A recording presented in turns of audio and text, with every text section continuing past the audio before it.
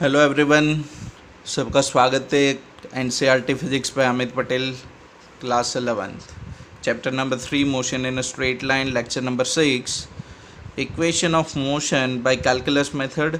तो last time ना हमने इक्वेशन डिराइव किए थे, 3 इक्वेशन ऑफ मोशन, लेकिन कौन से मेथड से डिराइव किए थे? ग्राफिकल मेथड से। अभी हमें कैलकुलस मेथड से इनको डिराइव करना है, ठीक है। फिर आपकी मोशन अंडर ग्रेविटी को हमें स्टडी करना है और उनके बेसिस पे हमें न्यूमेरिकल्स को स्टडी करना है, ठीक है। तो अच्छे से आप पूरा लेक्चर देखो, ध्यान से अटेंड करो, और आपको कहीं पे भी टॉपिक में डाउट हो तो आप कमेंट करके मुझे बता सकते हो, ठीक है। चलो, तो मैं स्टार्ट कर रहा हूँ from the first topic, equation of motion by calculus method. तो मानो कि आपकी वही मोशन है, यूनिफॉर्म एक्सेलरेटेड मोशन है, ठीक है। तो उनके लिए फर्स्ट इक्वेशन क्लियर। तो यहाँ पे आपको थोड़ा एक्सप्लेनेशन दिया है, मतलब वही आपको बोला है कि आपकी ऑब्जेक्ट यूनिफॉर्म एक्सेलरेशन से मूव कर रही है, ठीक है। और देखो, ये नोट करो कि initial time period t is equal to 0 पे उनकी वेलोसिटी कितनी है? v0। टी टाइम पे उनकी वेलोसिटी कितनी बनती है? v के बराबर। तो आप सबको ये एक्सेलरेशन की फार्मूला पता है ना, e is equal to D we divide by D t, rate of change of velocity. फिर यहाँ पे देखो मैं क्या करता हूँ, इनको डी वी को सब्जेक्टिव करूँ तो ये क्या होगा? D v is equal to a d t, yes और नो। अब आपको इंटीग्रेट करना है, क्लियर, ए वाले इक्वेशन को। तो ये इंटीग्रेशन, अब देखो यहाँ पे टाइम के साथ इंटीग्रेट कर रहे हो तो यहाँ पे टाइम की लिमिट होगी। तो टाइम कौन सा है? 0 से t तक, ठीक है। तो टाइम की लिमिट क्या होगी? 0 to t, क्लियर। फिर देखो, ये वेलोसिटी के रेफरेंस में इंटीग्रेशन है, तो वेलोसिटी की लिमिट क्या है आपकी? v0 से लेके v तक। t इज इक्वल टू 0 पे वेलोसिटी कितनी है? v0। और t is equal to t पे वेलोसिटी कितनी बनती है? v के बराबर। तो वेलोसिटी की लिमिट क्या रहेगी? v0 to v, यस और नो। फिर इनका इंटीग्रेशन आपने किया। अब देखो, इनके लिए थोड़ा मैं साइड में आपको सिखाता हूँ यहाँ पे इंटीग्रेशन। तो यहाँ पे देख लो कि आपका जो इंटीग्रेशन है ना, यहाँ पे इंटीग्रेशन वी डी वी, चलो अगर ए वाला इंटीग्रेशन होगा तो इनका आंसर क्या होगा? तो v to the power of 1 + 1 divide by 1 + 1, yes और नो, ठीक है। तो ये क्या होगा आपका? v²/2, clear. चलो, अगर खाली ऐसे आपके इंटीग्रेशन है, इंटीग्रेशन ऑफ dv, तो मैं ना इनको ऐसे लिख सकता हूँ, देखो v to the power of 0, इनको क्या लिख सकता हूँ? v to the power of 0, clear. चलो, 1 मतलब क्या? v to the power of 0। तो ये क्या होगा? v to the power of 0 + 1 divide by 0 + 1। मतलब सिंपल बोलूँ तो वो क्या होगा आपका? v। मतलब देखो ऐसे, अगर इंटीग्रेशन ऑफ डी टी है तो इनका इंटीग्रेशन क्या होगा? t। Integration over d x है तो ये क्या होगा? x। Integration over d y है तो ये क्या होगा? y, यस और नो, क्लियर। फिर एक और रूल आपको पता है ना कि जो कांस्टेंट होती है ना, उनको साथ में मल्टीप्लिकेशन में लिखते हैं। मानो कि ये कांस्टेंट है तो ये ऐसे आपकी कांस्टेंट रहेगी। देखो एक और रूल यहाँ पे मैं आपको सिखा देता हूँ, ठीक है, ध्यान से यहाँ पे ध्यान देना। चलो, मानो कि एक इंटीग्रेशन मैंने किया, फ़ोन थोड़ा स्टैंड सपोर्ट, चलो मानो कि 0 to 2 इनकी लिमिट है, ठीक है, और v dv आपका इंटीग्रेशन करना है आपको। चलो, तो ये क्या होगा? v 1 + 1 डिवाइड बाई 1 + 1, मतलब v² डिवाइड बाई 2।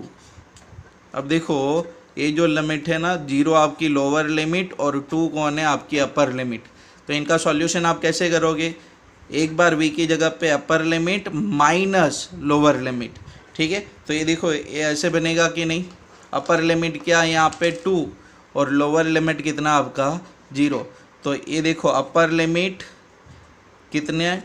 2, ये डिवाइड बाई 2 माइनस इनकी जगह पे lower limit divide by 2, yes और नो। तो ये क्या होगा? 4² डिवाइड बाई 2, 4² डिवाइड बाई 2 मतलब क्या होगा? 2 आपका आंसर होगा। ये तो 0 बनेगा ना, क्लियर। तो ये याद रखना, अपर लिमिट माइनस लोअर लिमिट मैंने आपको लाइव क्लास के अंदर भी काफ़ी करवाया था, ठीक है। और इनके बेसिस पे मैंने आपको बोला था कि प्रैक्टिस भी करनी है, और मैंने आपको प्रैक्टिस भी करवाई थी। तो ये थोड़ा आपका इंटीग्रेशन का आपको बेसिक यहाँ पे याद रखना पड़ेगा, क्योंकि डेरिवेशन के अंदर वही है, ठीक है। चलो, तो मैं वापस आपको डेरिवेशन पे लेके जाता हूँ। तो यहाँ पे आ जाओ। तो v naught to we d v zero to t a d t, ये आपकी कांस्टेंट है।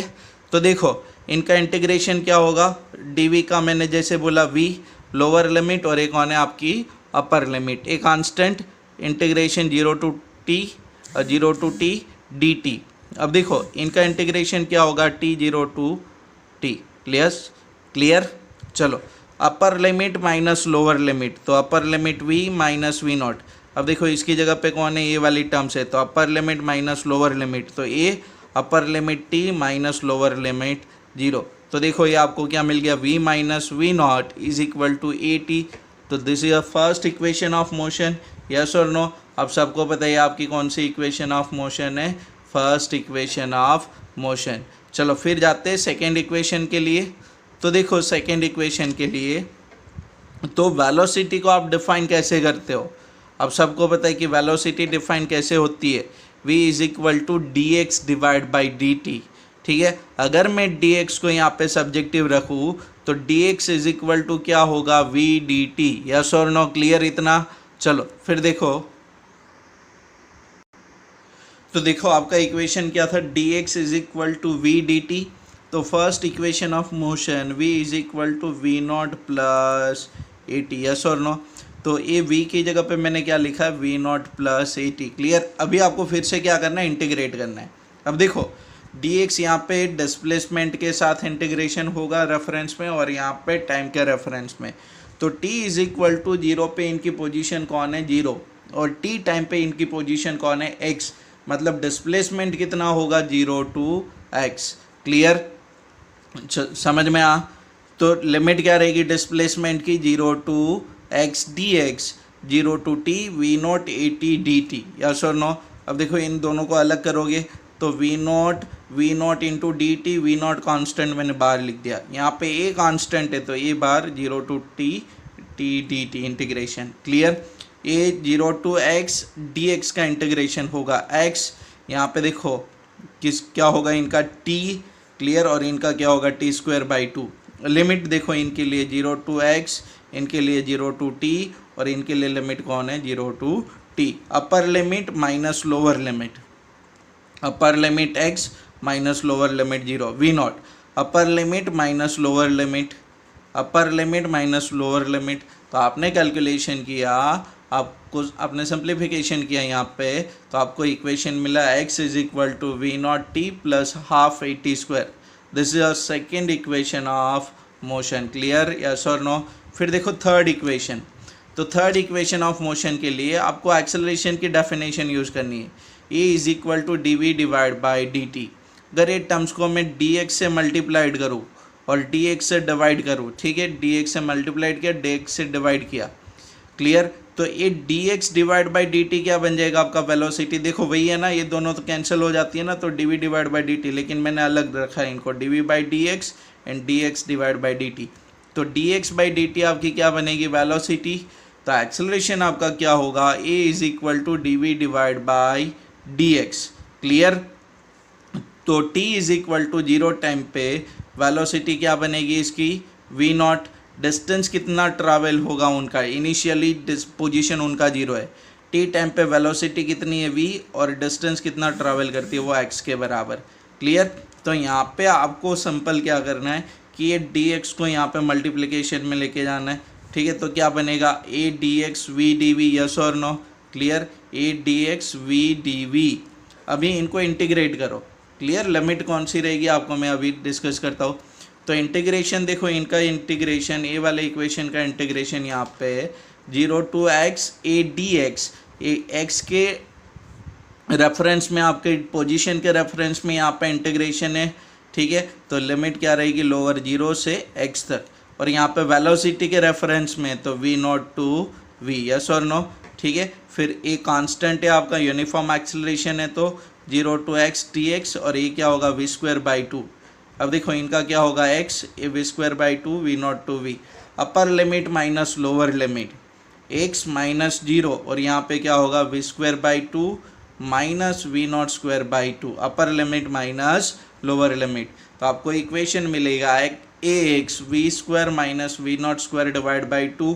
तो ये क्या मिलेगा, two A X V square minus V naught square. तो ये आपको थर्ड इक्वेशन ऑफ मोशन मिल गया। ये आपको क्या मिल गया? Third equation of motion. Clear? तो ये आपकी क्या थी?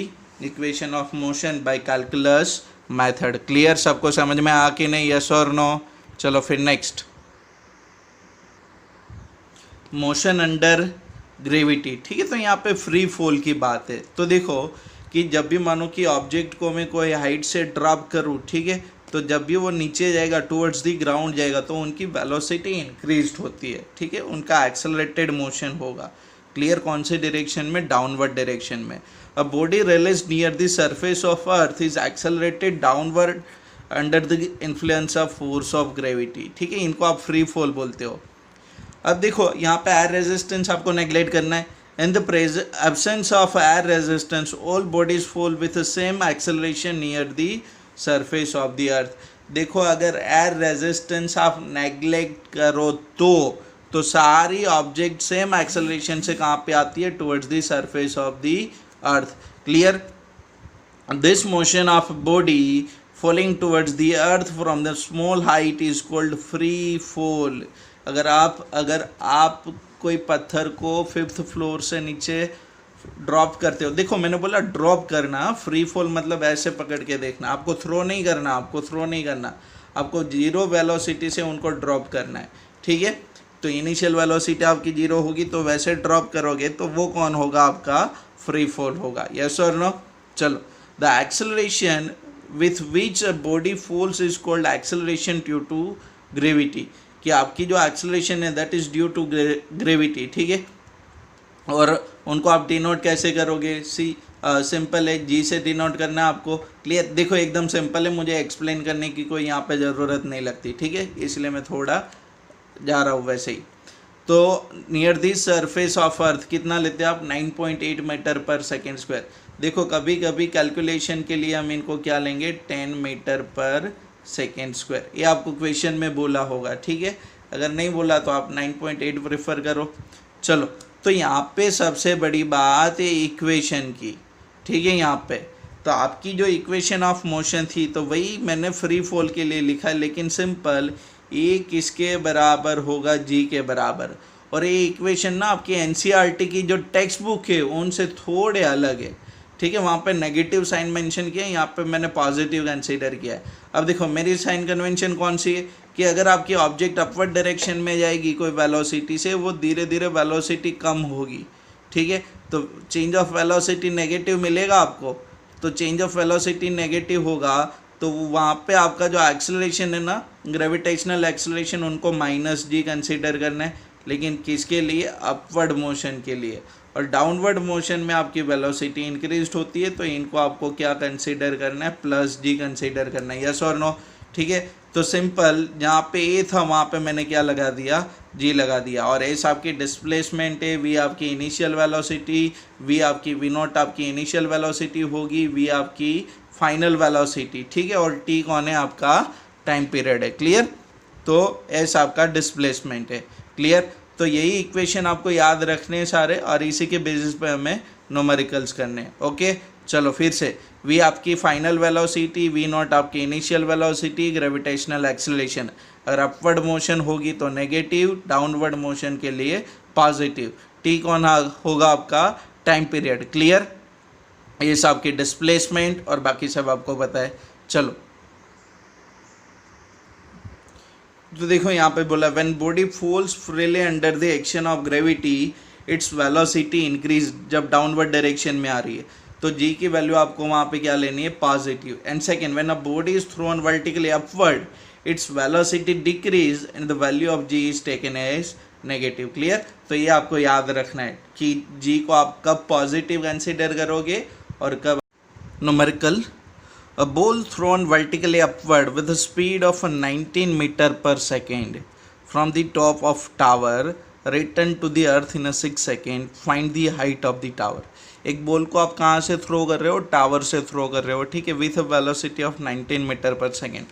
तो देखो ये आपकी टावर है, और ये टावर की टॉप से आपने बॉल को यहाँ पे थ्रो किया अपवर्ड डायरेक्शन में। ठीक है, तो बॉल ना अपवर्ड डायरेक्शन से सेम नीचे आता है, फिर अपवर्ड डायरेक्शन से सीधा नीचे जाएगा। तो जो मोमेंट पे यहाँ पे होगा वहाँ पे उनकी वेलोसिटी क्या होगी? 0। और यहाँ पे जब थ्रो कर रहे हो इनकी वेलोसिटी है 19.6 मीटर पर सेकेंड, और ग्राउंड के साथ वो कोई वेलोसिटी से स्ट्राइक करेगा। तो ये आपका कौन सा पोजीशन है, इनिशियल पोजीशन ऑफ बॉल यहाँ पे टॉप पे, और यहाँ पे कौन सी पोजीशन है, फाइनल पोजीशन। तो डिस्प्लेसमेंट कितना होगा, टावर की हाइट के बराबर होगा कि नहीं। अब देखो साइन कन्वेंशन में कि यहाँ पे अगर मैं रेफरेंस पॉइंट कंसीडर करूँ तो हाइट नीचे जाएगी, तो वहाँ पे नेगेटिव डिस्प्लेसमेंट कंसीडर करोगे। अगर ये हाइट का डिस्प्लेसमेंट कंसीडर साइन कन्वेंशन ना करो तो भी चलेगा। अगर हाइट आपको पॉजिटिव मिलेगी, ठीक है, मतलब इनसे अपर होगा, हाइट अगर आपको नेगेटिव मिलेगी तो मतलब डाउनवर्ड होगा, ठीक है। तो हाइट का साइन कन्वेंशन ये जो मैंने कंसीडर किया है ना, अगर वो नहीं करोगे तो भी चलेगा, ठीक है। अब देखो कि इनिशियल वेलोसिटी कितनी है, v0 19.6। देखो बॉल कौन से डायरेक्शन में जाएगा, अपवर्ड डायरेक्शन में। तो आपको मैंने बोला था ना कि जब अपवर्ड डायरेक्शन के लिए आप कैलकुलेशन करते हो तो वहाँ पे आपका जो ग्रेविटेशनल एक्सेलरेशन होगा उनको हम क्या लेंगे, माइनस, ठीक है। तो यहाँ पे देखो आपकी डिस्प्लेसमेंट की इक्वेशन है, एस या तो एक्स बोलो डी बोलो, initial velocity into time period plus half GT²। T आपको गिवन है 6 सेकेंड, यस और नो, ठीक है। v0 आपको गिवन है 19.6 मीटर पर सेकेंड, और एक्सेलरेशन आपको कितना लेना है, ग्रेविटेशनल एक्सेलरेशन के बराबर 9.8 मीटर पर सेकेंड स्क्वायर। तो v0 19.6 t6 g minus 9.8 t is equal to 6 square. So this will be 117.6 minus 176.4. So answer will be minus 58.8 metre. अगर देखो साइन मैंने यहाँ पे नहीं कंसिडर किया तो h आपको ऐसे मिलता ना। नेगेटिव का मतलब क्या होगा कि इनिशियल पोजीशन से नेगेटिव साइड पे, ठीक है। अगर ये आपके रेफरेंस पॉइंट है ऑरिजिन, तो नेगेटिव x की y की डायरेक्शन, तो ये आपका क्या होगा, नेगेटिव डिस्प्लेसमेंट। अगर यहाँ पे माइनस h करोगे तो h आपका मैग्नीट्यूड है यहाँ पे 58.8 metre, which is height of tower. Clear आप सबको, यस और नो। चलो फिर next. A ball is thrown vertically upward with a velocity of 20 meter per second from the top of multi-story building. The height of the point from the where the ball is thrown is 25 meter from the ground. मतलब ना building की height आपको given है। First, how high will the ball rise, and second, how long will it be before the ball hits the ground. कि ball वापस ground पे आए तो उनका टाइम पीरियड कितना होगा, और फर्स्ट के अंदर बॉल कितना ऊपर जाएगा। तो देखो यहाँ पे तो मानो कि ये बिल्डिंग है आपकी, ठीक है, और यहाँ से बॉल को आप अपवर्ड डायरेक्शन में थ्रो करोगे। तो अपवर्ड डायरेक्शन में एक पॉइंट है यहाँ पे बी पॉइंट, और आप मुझे बोलो कि ये बी पॉइंट पे आपकी वेलोसिटी क्या होगी, 0 मीटर पर सेकेंड की, जहाँ से बॉल आपकी रिटर्न करेगी। और जब यहाँ से आपने थ्रो किया बॉल को तो उनकी वेलोसिटी है 20 मीटर पर सेकेंड, यस और नो। क्लियर। तो 20 मीटर पर सेकेंड से थ्रो करोगे, यहाँ पे जाएगा। ये जो डिस्टेंस है उनको आपने बोला है y0 और इनको बोला है y। तो ये जो डिस्टेंस होगा यहाँ पे, ठीक है, अगर मैं इनको डिस्प्लेसमेंट s के बराबर बोलूँ तो s किसके बराबर होगा, y माइनस y0 के बराबर है। फर्स्ट a टू b के लिए, a टू b के लिए, यस और नो। चलो अपवर्ड डायरेक्शन में जा रहा है तो आपका जो ग्रेविटेशनल एक्सेलरेशन होगा उनको आप क्या कंसीडर करोगे, -10 मीटर पर second square. Final velocity, initial velocity 20 metre पर सेकेंड, फाइनल वेलोसिटी कितनी आपकी 0 मीटर पर सेकेंड, यस और नो। चलो तो आपकी third equation of motion v² minus v² is equal to 2as, s किसके बराबर होगा, y माइनस y0 के बराबर।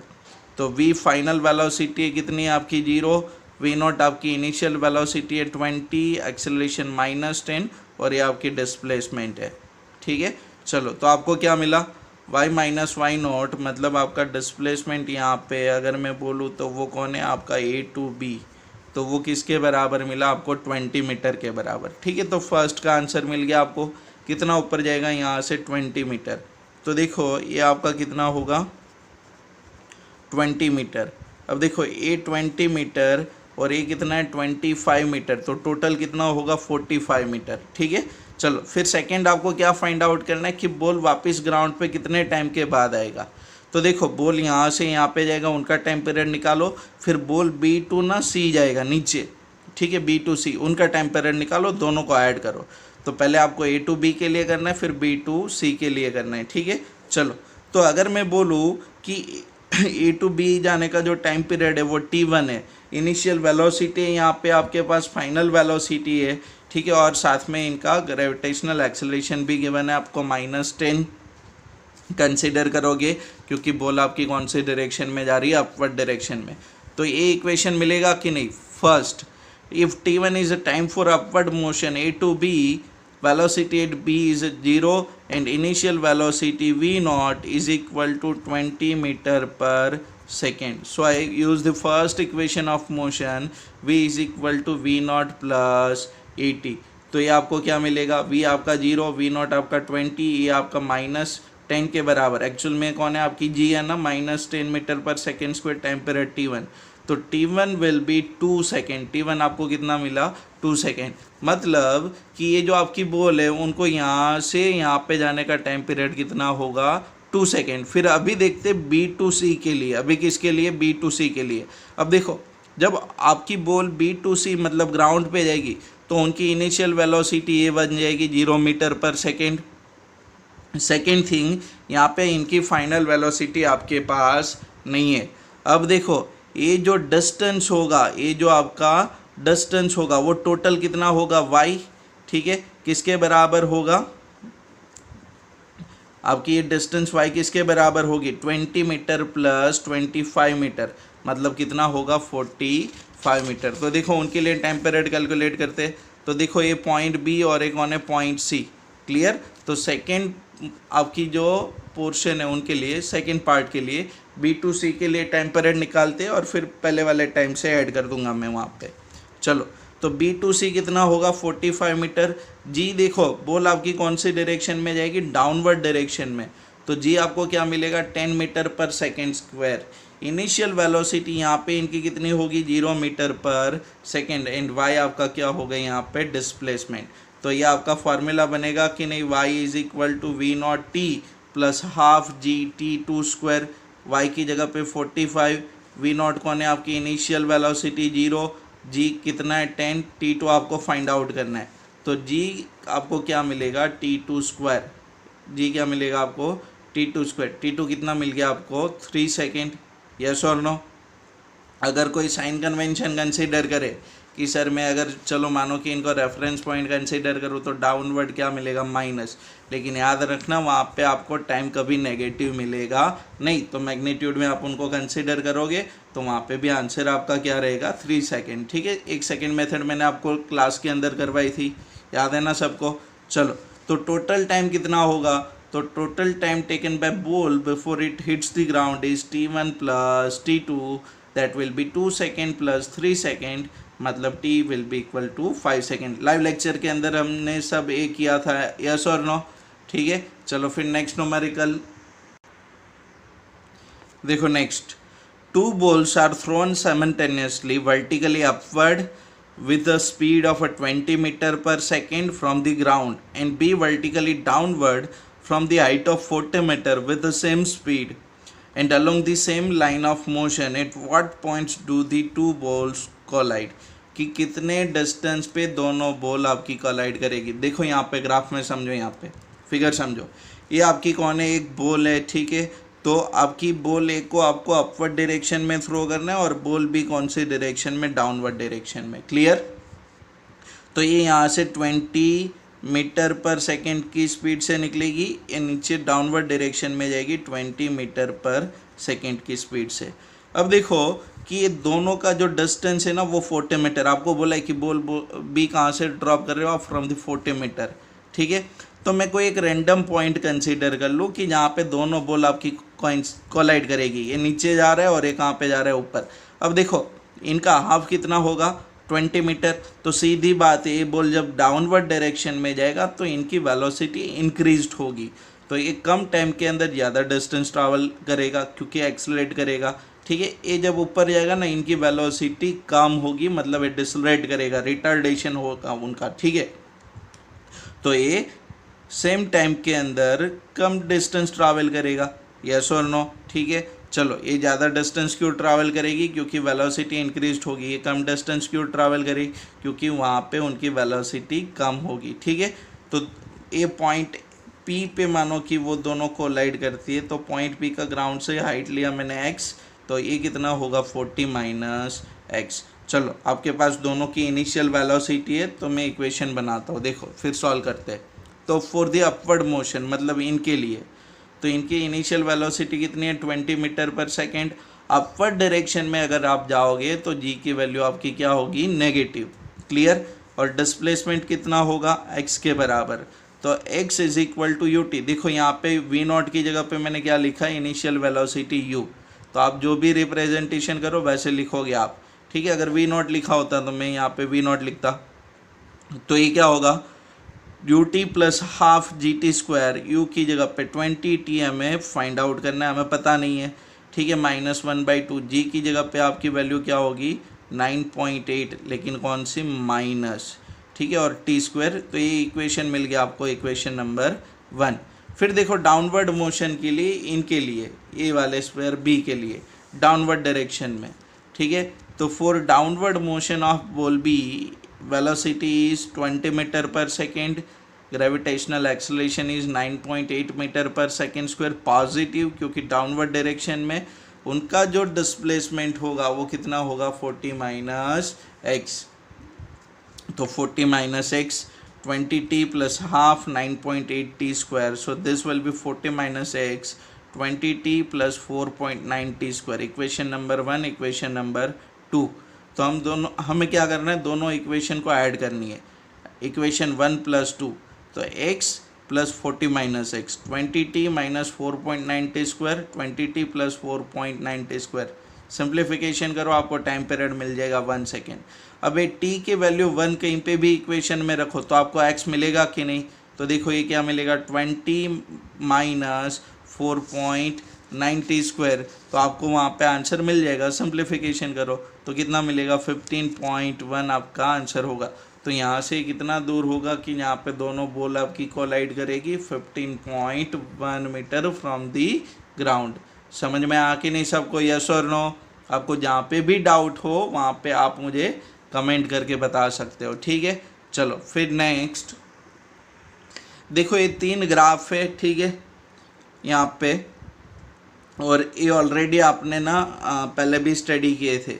तो variation of acceleration with time period, ठीक है।